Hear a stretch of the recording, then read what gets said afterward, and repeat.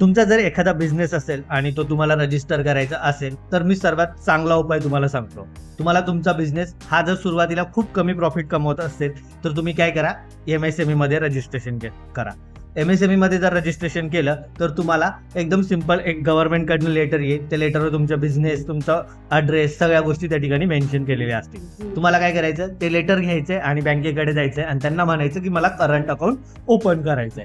Current account हा बिझनेसच्या नावाने असणार, म्हणजे तुम्हाला जे काही ट्रान्झॅक्शन करायचे असतील तुम्ही त्या बिझनेसमधनं करू शकतात. आता या ठिकाणी तुम्हाला करंट अकाउंट का ओपन करायचं आहे, तर करंट अकाउंट यासाठी ओपन करायचं आहे, तुमचे जे काही बिझनेसचे ट्रान्झॅक्शन असतील, बिझनेसचा जो पैसा असेल तो त्या बँकेत जाईल आणि त्यामुळे तुमची एक ऑथॉरिटी तयार होईल तुमच्या बिझनेससाठी. भविष्यात जर तुम्हाला लोन पाहिजे असेल, तुम्हाला जर कर्ज घ्यायचं असेल तर ते तुम्हाला फायदेशीर ठरणार आहे. त्यामुळे सुरुवातीला काय करायचं, तुम्हाला MSMEचं रजिस्ट्रेशन घेऊन त्याचा वापर करून तुम्हाला करंट अकाउंट ओपन करायचंय आणि त्यातून बिझनेस चालू करायचा आहे. आणि सगळ्यात महत्त्वाचं, एक चूक करायची नाही, सुरुवातीला GST घ्यायचा नाही. खूपच मॅन्डेटरी असेल तर घ्या, पण सुरुवातीला GST घ्यायचा नाही. GST कधी घ्यायचा, जर तुमचा बिझनेस हा चांगल्या पद्धतीने रन होत असेल आणि तुमच्या बिझनेसला खरंच GSTची रिक्वायरमेंट असेल तर तुम्ही GST घ्या. हळूहळू तुमचा बिझनेस मोठा झाला त्यानंतर तुम्ही तुमच्या बिझनेसला रूपांतर करू शकता वेगवेगळ्या एंटिटीमध्ये किंवा वेगवेगळ्या ज्या काही आपल्या बिझनेस रजिस्ट्रेशन आहेत, प्रायव्हेट लिमिटेड, LLP, पार्टनरशिप यामध्ये कन्वर्ट करू शकतात.